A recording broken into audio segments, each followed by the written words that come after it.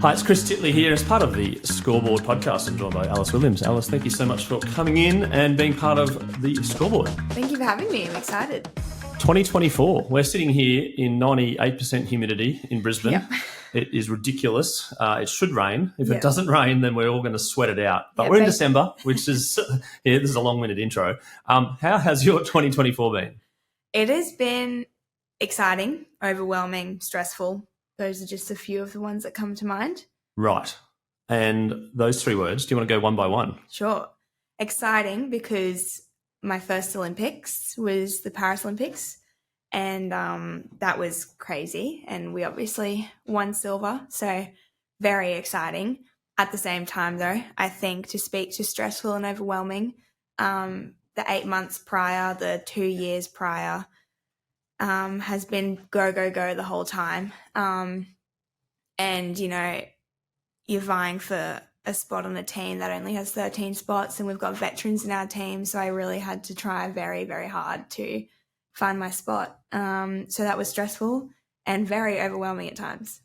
And overwhelming, I take it from, let's talk about Paris. Yeah. Let's talk about the whole tournament leading up to, obviously, the gold medal match. But you're the third stinger that I've interviewed, and this team just brings out more stories. It brings out just an amazing group of individuals through the Olympics. Do you want to talk about your experience in Paris? Yeah, I think because it was my first, I know you've interviewed Gabby and Ellie and it was their second. It being my first, I had no idea really what to expect. We went through a lot of scenarios as a team and they prepared us as best as they could. But I don't think anything even comes close based on my experience.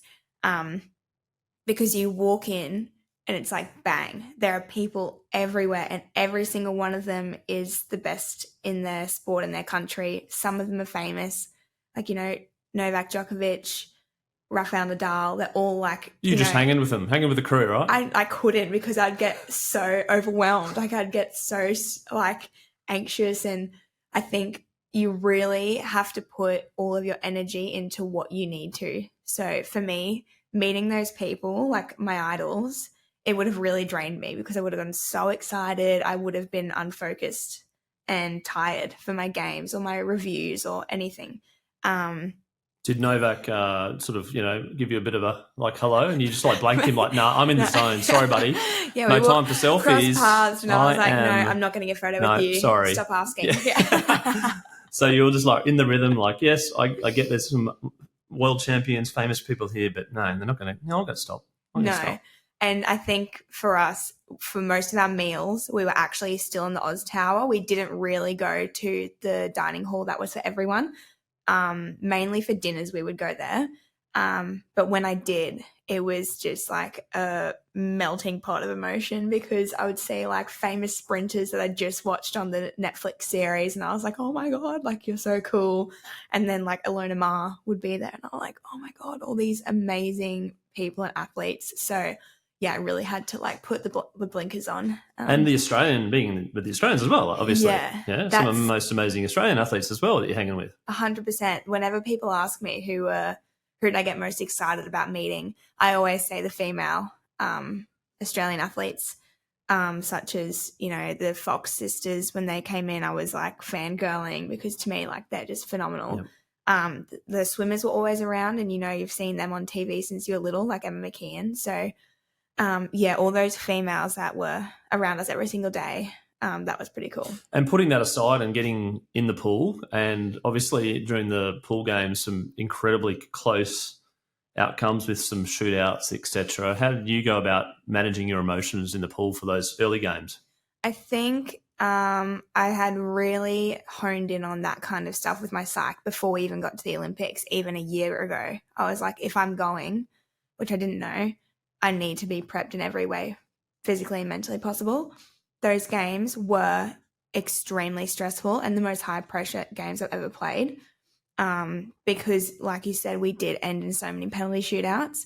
For me, they're my bread and butter. I'm a shooter, so I love penalty shootouts. But in those situations, it was like do or die. So there was a lot more riding on it. I think leaning on my teammates is what I found the most helpful. And our coaching staff was so calm.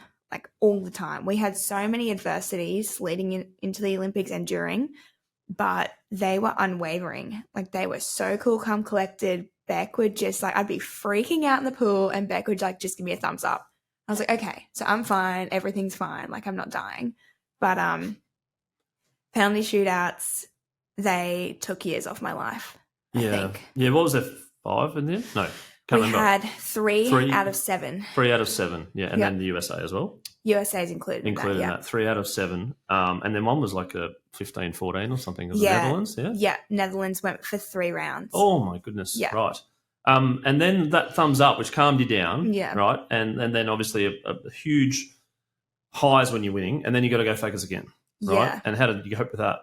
I think for me personally, I would give myself, the time that I would see my family directly after the game to be really excited because they're excited too, and you have to kind of take every moment as it comes. You don't want to like tamper that down too soon because otherwise it's just all going to bubble away under the surface. So I'd celebrate the wins and as a team with my teammates, with the staff, with my family. And a lot of our games were evening games as well, like late afternoon, evening. So we'd take the rest of that day to kind of chill out and sit with it.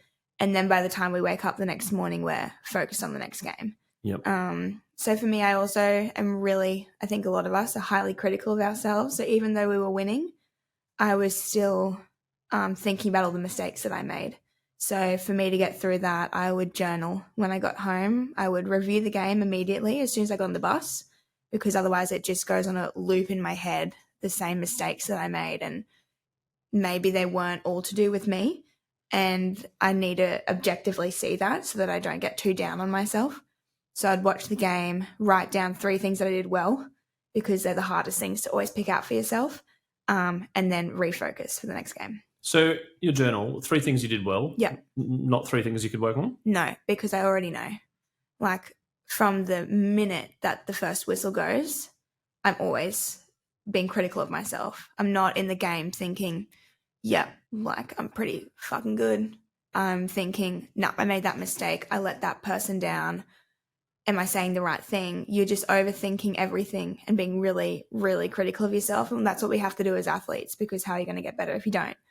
So the hardest thing for me is to be positive of myself, like just individually. Of my team, it's easy because I can just see the best in those amazing people.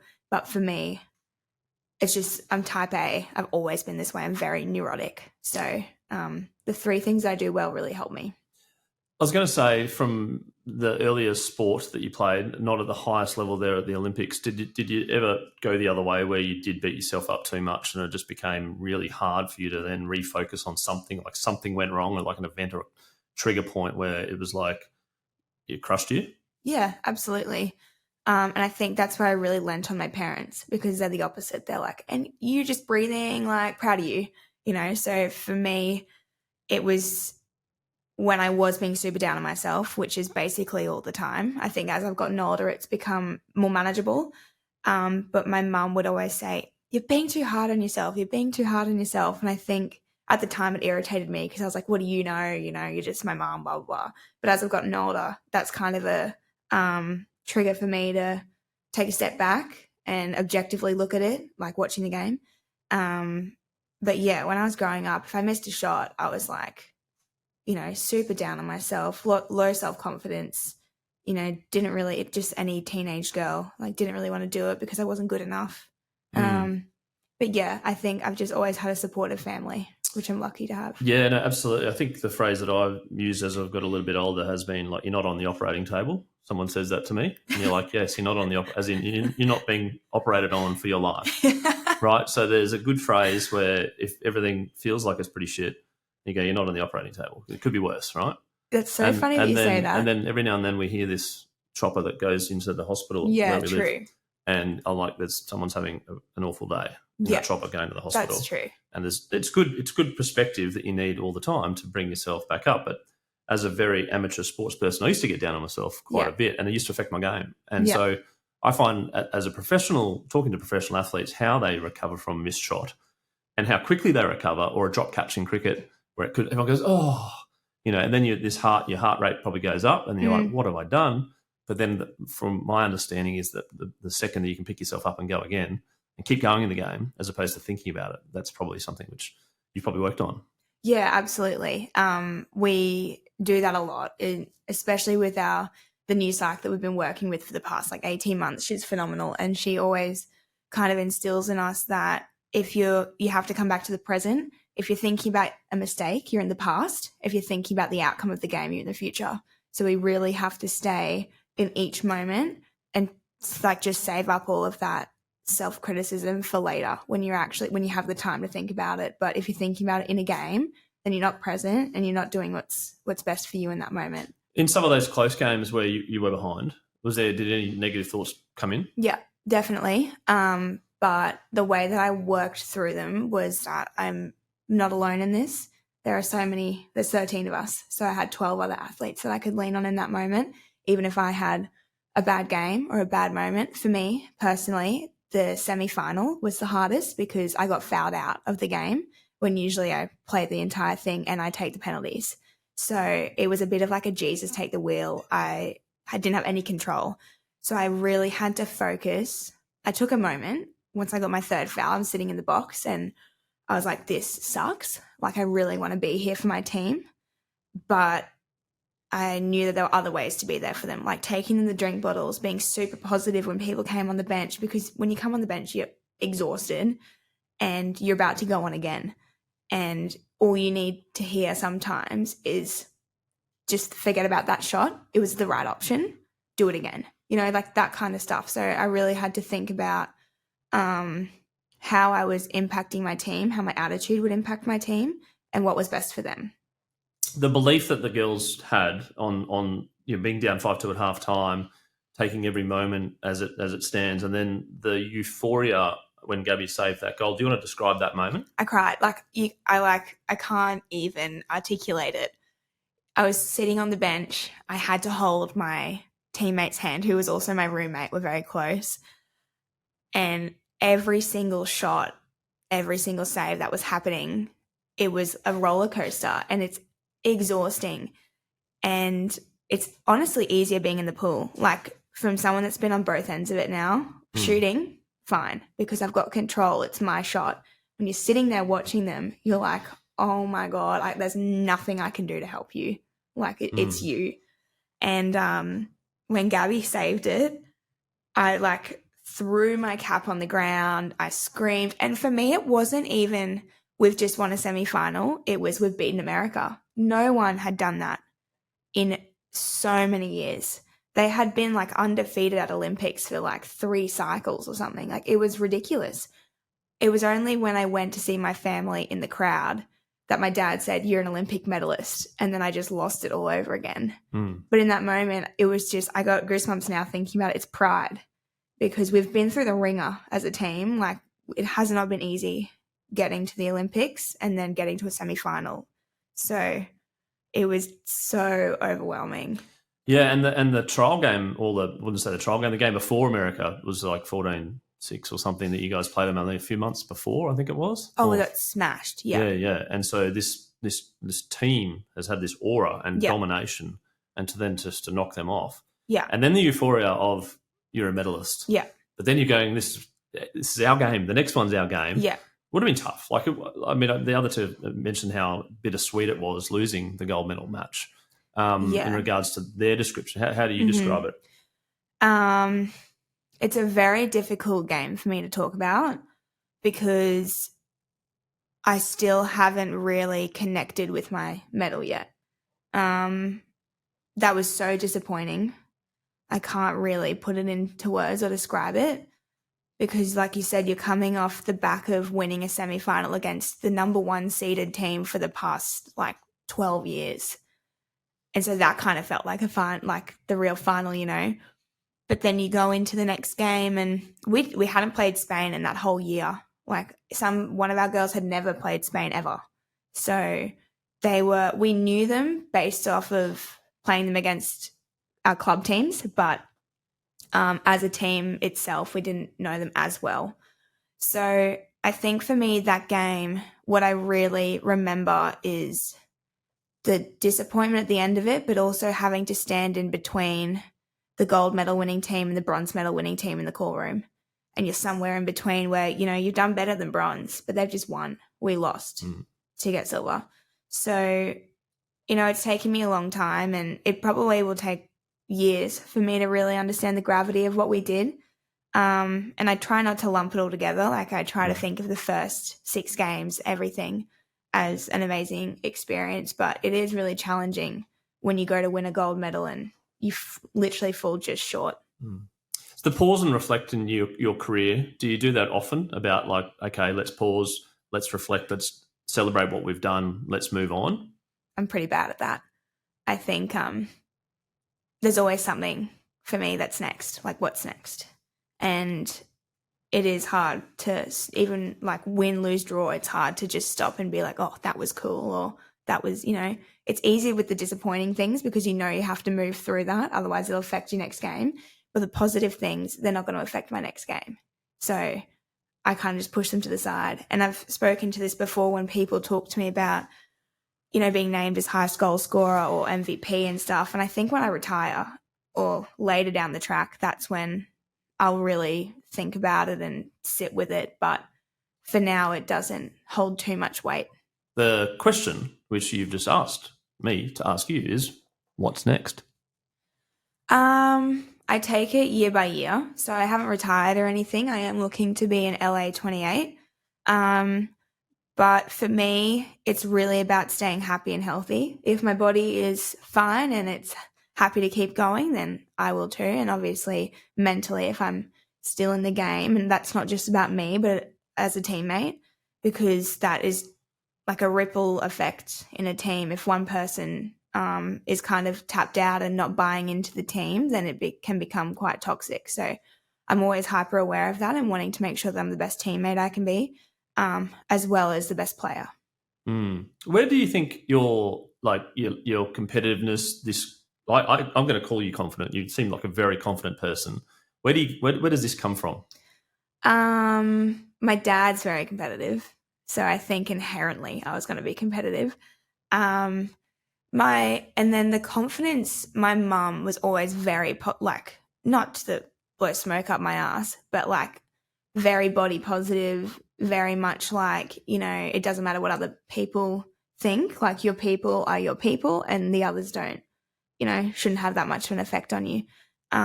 So I think when I was younger, it was tough because, teenage girls, they go through it. With, periods and puberty and hormones just flying off the handle. So when I was young, I wasn't this way for sure. I was definitely not very confident. But then as I've gotten older, I've been seeing a psych for a long time now, and she really helped me to kind of come into myself and accept myself. And water polo as well. I'm empowered every day by the women that are around me. My teammates are, the best people I've ever met.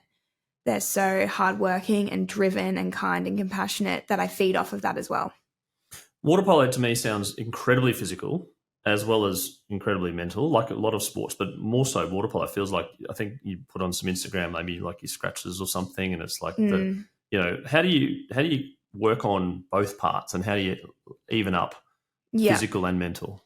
I think mental is the hardest part. For sure, because it takes a lot of reflection and a lot of vulnerability, because for me, like I said, I'm type A and I'm a perfectionist.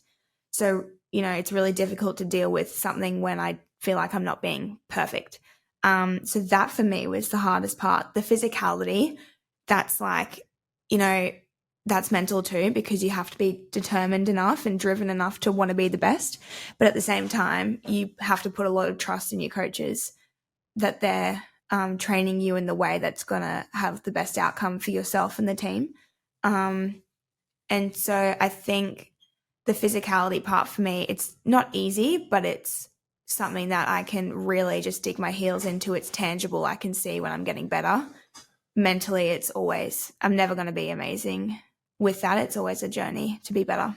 Being a perfectionist in your head and obviously wanting to improve all the time, you get a phone call to say that you're in the Olympics. What are you feeling then? Is it like jubilation that you've been picked in this squad, or the world champs, or whatever it might be before? Or is it like, Yes, but let's go.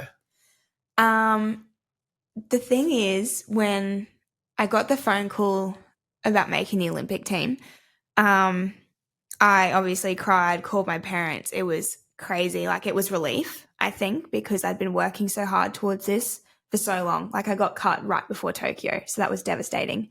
But then I felt more nervous. It was because the nerves were different. The nerves were like, am I even going to make this team? And then it was, I've made it and now I'm representing everyone. Now I'm representing my family, my friends, you sitting at home. Every single person is now on my shoulders. So it was a different kind of nerves. It was more pressure, I would say. But at the same time, I was like, fuck yeah, finally. Like, I've done it. And the support crew, you mentioned your mum said it's your crew, no one else. Like, how invested were they with you and how much do they mean to you? Oh, they're so invested, like, to the point where I couldn't always talk to them about stuff because sometimes they would feel it more than me. But they were elated. They all cried. They were like, oh my gosh. Like, I think my dad played it cool. He was like, yeah, I knew that you were going to make it. But I think he like went into a room and cried on his own. But mum, was bawling her eyes out. My sisters, like my best friends, also flew across to Paris to watch me play as well. And I couldn't have done it without them, truly. Like, it takes a village to get anyone anywhere. And my village is the reason why I was standing on a podium in Paris. That phone call, was it a phone call, by the Yep. way? When it rang, you knew who it was? Yeah. What were you thinking? I let it ring for a couple times. Oh, right, because you saw it and went just to double check. Well, you know what time. Was it a private number or was it your coach? Or... No, it was our high performance manager. Mm-hmm. And you're given a time, so they will call you in that time. And I saw it ringing, which I had seen before in Tokyo, and I'd known the feeling of it not going my way. So I was looking at it and I was really nervous, but I was like, you know what, you've made it through it one time. If it doesn't go your way, like, you will be okay again. And I'm just so glad that it went my way this time. Yeah, no, for sure. And not on the operating table if you didn't make it as well. But in terms of like preparation and giving it your best, knowing that you put in your best, when you prepare for something, like, and then things don't go your way, and we've talked about this before, picking yourself up, but then you when it comes to sport, you have wins and losses, and you either learn or you win. Do you kind of learn from your winnings as well? Oh, absolutely. In every game, we have mistakes, like hundreds of them, truly. So, you know, we're never going to be perfect, and we've accepted that because no one is. And so we pick apart every single game. Win, loss, or draw, we're picking it apart. And that's why I believe we're one of the best teams in the world, because we reflect on everything. And we do it in a way that is compassionate of ourselves and our team. We're not going in there to point fingers and blame people. We're there to if you make an individual mistake, it's everyone's mistake. That's how it's viewed. So, yeah, I think there's always learnings to take from things. And then the dream as a little girl, did you always want to play in the Olympics? No, I don't know when it started. Like, I've really tried to think back and pinpoint it, but probably when I was in like my teens and I maybe watched the 2012 Olympics with London, because I was playing at that point like for enough years. I think I was 14 or 13 in that year that I could understand it. And I was in the sport as well at that point. So that was pretty cool too. But no, when I was growing up, I was just loving playing sport, and I did netball and swimming, and then I started water polo, and I didn't realize I was very good at water polo until like a bit down the line. So what was your favourite sport? Oh, definitely water polo when I started it. Netball before that. Swimming was just boring to me. Like, I love a gas bag. I love to chat to my teammates, and swimming was just pretty antisocial. But netball, team sport, like, I always knew that I loved a team sport because my best friends were on the team and my mum was the coach at the time because we were little, and it was always so much fun. Were you good at it? Netball, mid-range, I would say. I wasn't in like the C's, but I was in the A's like a couple times, B's a few times. But I think land just isn't like my you want in the water, right? Yeah, I think water's best for me. Like, I'm just a bit unco on land, and I reckon I'd do a ligament or something. Like, I'm really like an ACL or a knee or something. I'm just actually quite shocking. When did you discover or realise that you were good at water polo?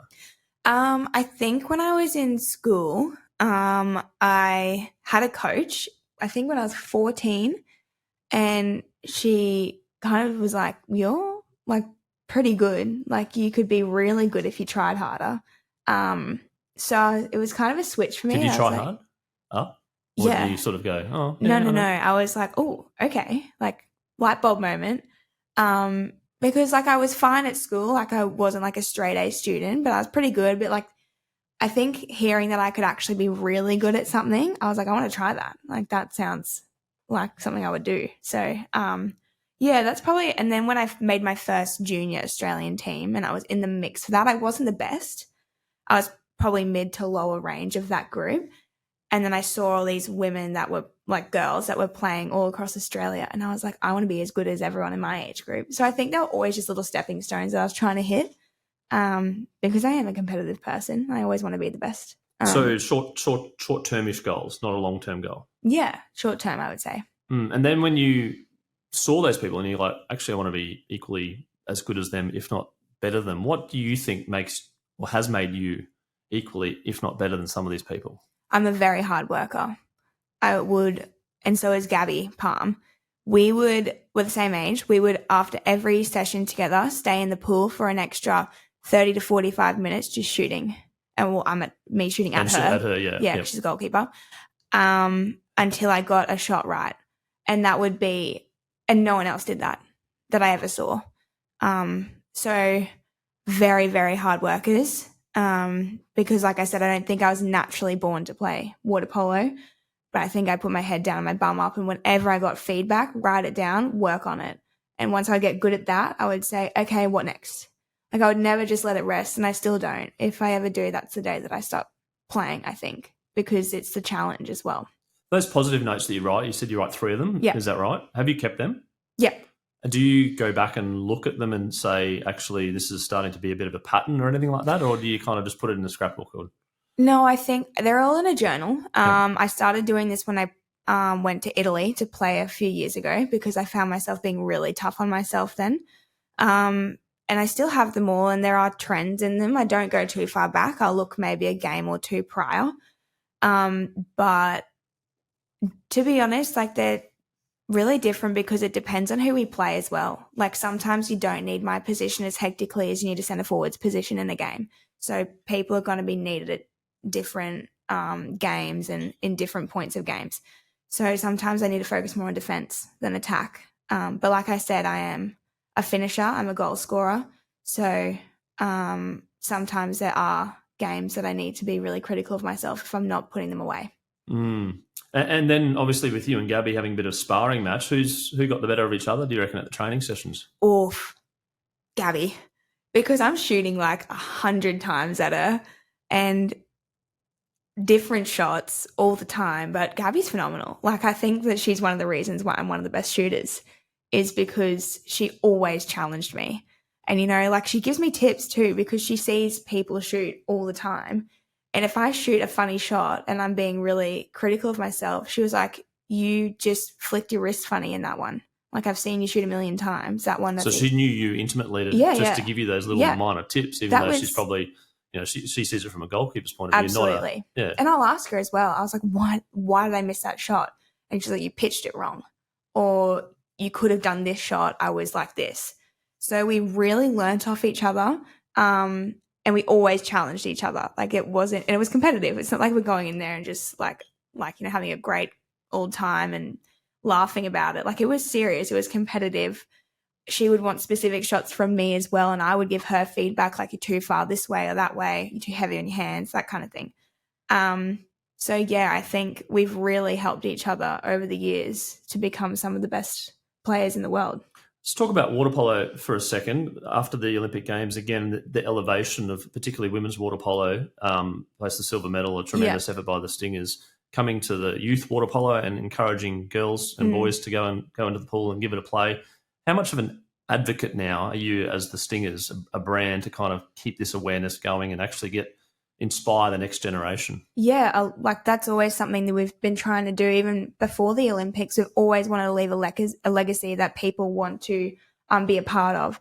So for us, it is really important that we do inspire people. And for me, I'm a huge advocate for the young girls because we do know that there's a huge drop off when the girls hit puberty. They don't want to play water polo anymore because it's uncomfortable and things happen and tampons and all of that kind of stuff.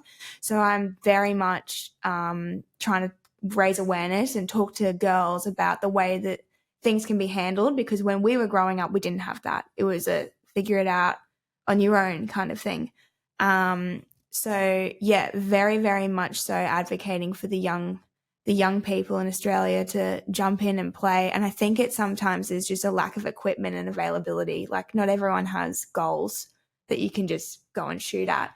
But when there are goals that are just randomly set up, you see people, like even at a beach, when you put them in the water, people just flock to it. They're like, what's this? This looks fun. And they'll just start playing. And like, yeah, my kids have an improvised goal at home. They start playing water polo. They love it with the neighbours. The young girls play it and the boys, and it's fabulous to watch. Yeah, as a sport. Obviously, in terms of career, it's a bit difficult. You might have to go overseas to become a professional. Yes. Do you envisage that changing, hopefully, in the future? It is tough because it is such a private school sport in Australia. But over there, like, it's one of like some of the national sports, so it's just different. I would love for it to be professional in Australia. That means I can stay with my family all the time and we can, have more reach with the community. But it is really challenging because it's quite expensive. No, for sure. And so more sponsors, and I think there are definitely more sponsors, and hopefully from this campaign and other campaigns coming through, not just the Olympics, but also all the other events coming through. I'm going to touch on you for a second in terms of some of your personality traits. You said you get a little bit nervous. Have you been dealing with that, and now you're confident going into a game, or you still get really nervous? Oh, I'm always nervous. If I'm not nervous, I'd be dead. I think it's just, I care so much. Like, I put so much time and energy into myself and to the team, and so does everyone else. So you also don't want to let people down, and you just want to put your best foot forward all the time. So I'll always be nervous before a game. Superstitious? Yeah, absolutely. Go on. There's so many. Like, I've actually had to work through letting go of some. So before a game, this is disgusting. I can't eat much because I'm so nervous. So right before I get in the pool for warm up, I'll eat a banana with water and a Coca-Cola. And it's just a heinous concoction, but I need the carbs and like the carbs. So and in the that sugar. order? Yeah. Right. In eat that a order. Banana. Have a big drink of water? Small? I'll just like to get it down. I'll drink water. Any water? Like, as in terms of like any amount of water? Yes, yeah, any amount. And then any amount of Coke? It depends what is available in whatever country that we're in. You don't do Pepsi? Absolutely not. No, I don't even, yuck. I would get, if there's just a normal can, I'll get the can. But there's a little tiny cans that you can get. I think they're like 120 mils. Oh, yeah. I get as much in as I can. I usually can't have the whole thing. Mm-hmm. So it's about half of it. Yep. And then I just chuck it out. But yeah, that's just one of them. That's before every single game. I listen to the exact same songs in order every single game. What's the first one? That's secret. I can't let you know. Otherwise, everyone will be listening to it. So you haven't put it on Spotify as a playlist? Yeah, I have. You have? Yeah, but good luck finding me on Spotify. Yeah, so many. And then so that you get through all the songs? You don't get, not if someone sort of makes a phone call in the middle of it. My phone is not on for calls. Not makes a phone call. I mean, like, say, talks to you. You're like, let's need to listen to my teammates know that I don't like to talk before a game. Okay, another thing, potentially. Yeah. I don't sit with the group. I sit just outside of the group because energy is a big thing for me. If people are really high energy and I can't, I feed off of that and it makes me tired. So I have to be on my own with my AirPods on noise cancelling and no one talks to me. Another thing, I have to walk the same way. In like the Olympic Village, I had to walk the same way from our rooms to the bus every single time. Whereas my teammates would kind of like, That'd have been a new thing with Paris, right? That's a new superstition. Yeah, well, we were winning. Like we were winning every single game. So I was like, well, obviously can't change anything. Yeah. Yeah, that makes sense, doesn't it? So, but like for the semi-final, they all went a different way, all of them. And I was like, no, that's going to freak me out. So I had to go the normal way, my normal way. There's just an endless list of them, but they work for me. What about when you go into the game, jump in the pool? Are you pumped up? Are you like super hyped? or are you just calm? Not calm. I Or would somewhere in say between? I'm not like externally like agitated or anything. Internally, I'm like swearing, like let's fucking Yeah. go, like let's do this. This is So there my might be game. some pump up music in your playlist. At the start, no, it's very calm because if I hear that, I'll get too overwhelmed. But my last song that I listen to, and I do the exact same movements in my warm up when I'm listening to this song, that's pump up. It's like EDM. It's good. Yeah, right. Yeah. And when do you develop those kind of structures, superstitions? Just They've all come through over your time. Yeah. A lot of it was when I played in Italy, I think, because that was my first professional season, and that was when I was like, okay, I'm being paid to play well, so I really need to lock in. And then from there, like, we won the championship. We came third in Europe. Like, we did really well when I was playing there. So I was like, obviously something's working for myself and the team. So I'm just going to try and like put that into all of my national team stuff. Mm.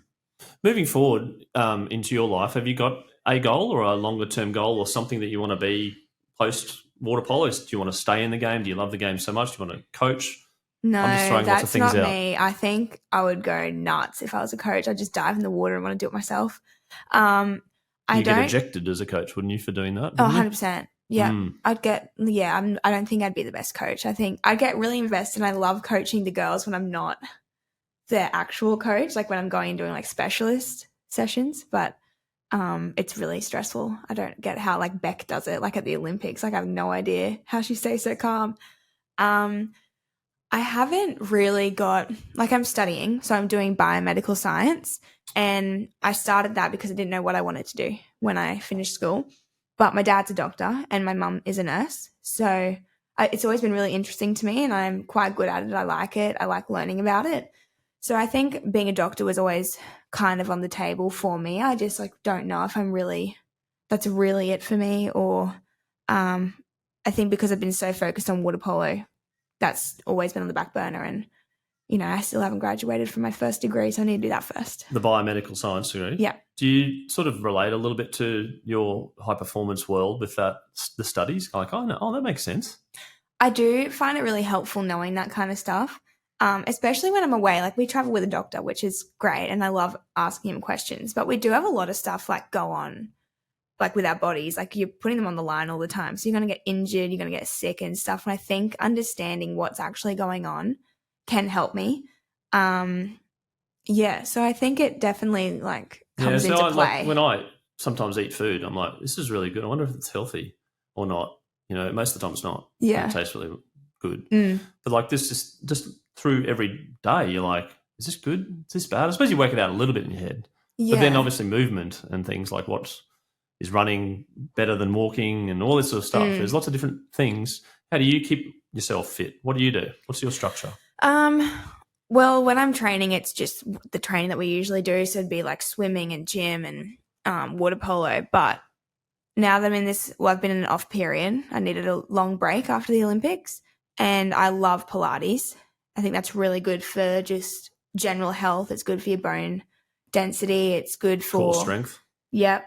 Core strength, and it gets your little muscles. So my back will get sore because gym is just, I'm not built for land. So gym to me is just a bit outlandish, and I'm never going to be great at it. But you use all your big muscles in that, and that can really tighten you up. Whereas Pilates uses your little stability muscles that helps you to like stay balanced, and it targets more so like the muscles that we never use. And that helps my back stay relaxed and not tighten up as hectically. So I love that. I've actually just recently joined a swim squad because I needed the degree of removal from water polo, but still wanting to stay fit enough that I can go back when I'm needed. And I love it. Like, it's so weird because when I was younger, I'd complain about going to swimming training. It was so boring. Yeah, you mentioned that earlier. But now it's different. Like, I'm with a different coach, and I think it's just nice because it's not what I'm used to. Like, when we're in full training, you're with the same people for like hours every single day of the year.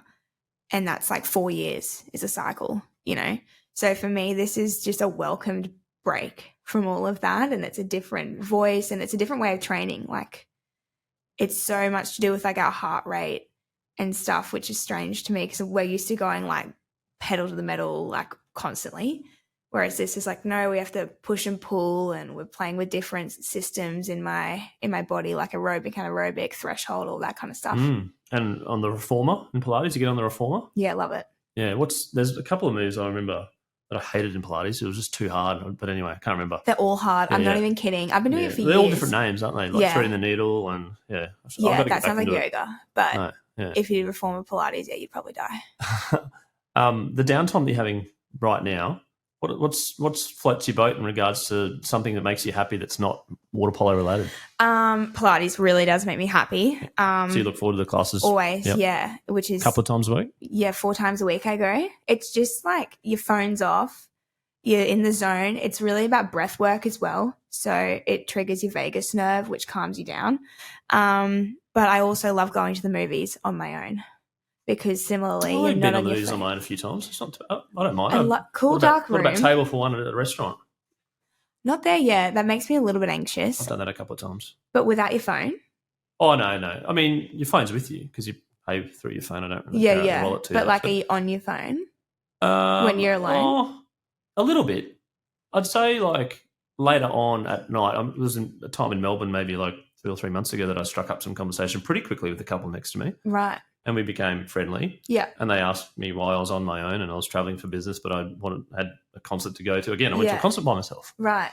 And it was fine. But I didn't sit there looking at my phone. I suppose I scrolled to see what time it was and maybe check some NBA scores or something. I wasn't really kind of doing work or anything. Yeah, I have been to dinner on my own a few times when I'm traveling. But I'll always set up like a water polo game to watch or a sporting game to watch. But for me, I think with Pilates, with the movies, I'm not on my phone. Like I'm really disconnected and I'm on my own and I'm doing my own thing. Do you reckon you're hooked a little bit sometimes? Yeah, for sure. Absolutely got an addiction to my phone. That's why I really actively try to take time away from it. Because like for me personally and my teammates, that's why we get our sponsorships and paid is if you do content and that kind of stuff. So it actually is kind of work being on your phone, which I think is toxic in itself because like you just become a consumer and you're just doom scrolling all the time. But I actually would like to work into getting to a meal on my own in Brisbane because I think I'm also like, I know people here, like they can see me and, I'm sitting on my own. It'd be interesting to know how many if you go to a restaurant and ask them and you're like, how many people come in and sit by themselves? I reckon it'd be higher than you think. Yeah, probably. Because people travel and people want to have heard of this restaurant and they're like, a good food and you're like, well, you're here for one night or you're here for whatever. And I suppose in your hometown's a bit different. Yeah. Because you kind of may want to go out with friends and stuff, but I don't have a problem with meal for one. Yeah. What do you do when you're sitting though? Like, do you just look around and people obviously watch. Okay. There's some good people watching spaces in Brisbane. Oh, yeah, James Street. Love it. Yeah, Crew Bar. Yeah, I was actually thinking of if I did go somewhere, I would sit at the bar at Crew Bar. Yeah. Because that's easy. You can just I'll sit tell you there. It's a really good place in Sydney as well is Bondi.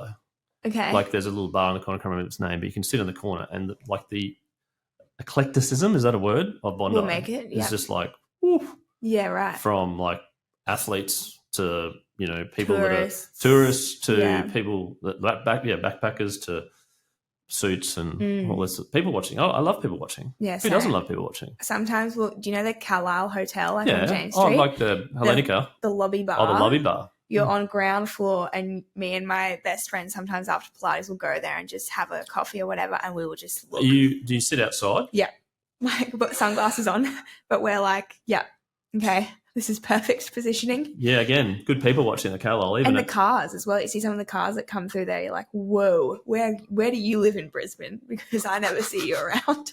Well, they morphed to James Street. Yeah. Hellenica's quite good for watching people take selfies. Yeah. And Instagramming. Yeah, obviously around by the pool, right? Mm. There's not too many restaurants in Brisbane that have a pool where you can have a table by the pool.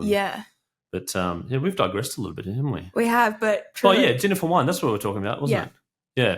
And then my question was around, the movies for one. I went to the movies yesterday. Believe it or not, I haven't been to the movies for quite some time. I saw Wicked with my kids. It went for 2 hours and 40 minutes. It was long. Yeah. What do you think? I really enjoyed it. I'm not usually a huge musical. Did you go to that one by yourself? No, I went with my family. With my whole family. Oh no, I went on my own. I saw Gladiator 2 with my family. Right. Yes. Yeah, it was long.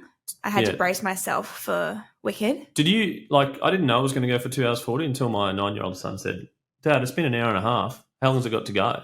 Oh. And I got my phone out and it said 2 hours 40. And I'm like, it's got a little bit longer to go, you know? Yeah. How long? I had to just a little prep. bit longer. But I feel like if I didn't know that, I probably would have enjoyed it a little bit more. Yeah. But now knowing that it went for 2 hours 40, even though it was, I really enjoyed it. My kids enjoyed it, except my 9-year-old son was a bit, so it went for a bit too long. You kind of, he kind of does for a 9-year-old. But that maybe checks it's not out, target market. Sitting still for a 9-year-old for 2.5 hours would be challenging. Yeah. And then towards the end, it was sort of like, well, there's a part 2 now. Yeah. So you're like, it kind of didn't end. And it was good, but like you're going to go, we better watch the part 2. So the fact that they're singing, like that's not recorded, that's them singing like actually in the scene. Yep. I was like, how do you do that? Like that is incredible. Now, I don't know the storyline. Is there do people know what happens in part 2? Like is it a known thing? No. So I have no idea. Prince, who's the prince choosing? You know? Well, no idea. No idea. Yeah. But you'd like think it would be Elphaba, wouldn't you? You'd think. Like, but then like I reckon they'll plot twist it and like he'll be gay or something, you know, like I have no idea. He actually is gay in real life, that actor as well. Yeah, but I didn't know any of I should probably know the actors and actresses, but they were amazing, but I didn't know. They were great, yeah. But it was really good. I think the way that they did it, and I think it was important. A lot of people like cried in it. I didn't cry, but I am partial to a good tear in a movie, so it was strange for me. Yeah, or maybe when you cried when the animals got taken away. Was it the...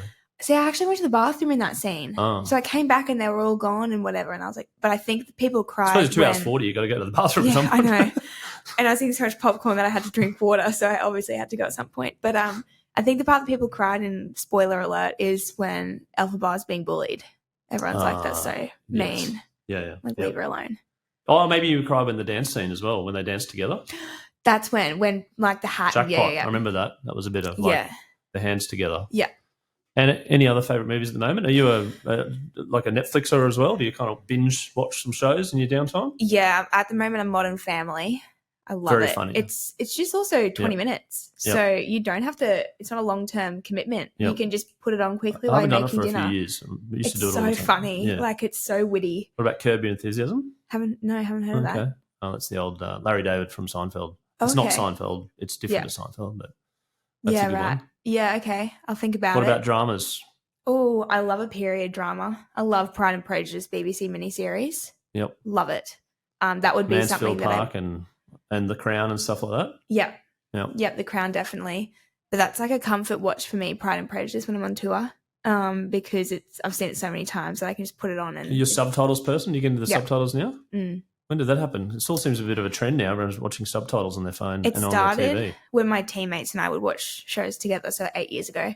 And everyone just chats the whole time through, so you have to put them on. Otherwise, you can't actually hear. You know, my favourite part about subtitles is when it says ominous music. Yeah. And you're like, something's about to happen here. Or like a gasp. Like, it's like, and you're like, they haven't gasped yet. Great. They said gasp. Great. Okay, gotcha. Footsteps approaching. Yeah. Oh, well, we've gone down different topics here, but I'm going to leave it there. But thank you so much for coming in, having a chat. Thank you for having me. And very much appreciate giving a bit of a glimpse into your life, into the life of water polo, and also outside of water polo and some things you get up to. And congratulations on the Olympics and everything. And I know that you were mildly unhappy that you didn't get the gold medal, but congratulations and looking forward to the next campaign. Thank you. Thank you for having me. It's been great.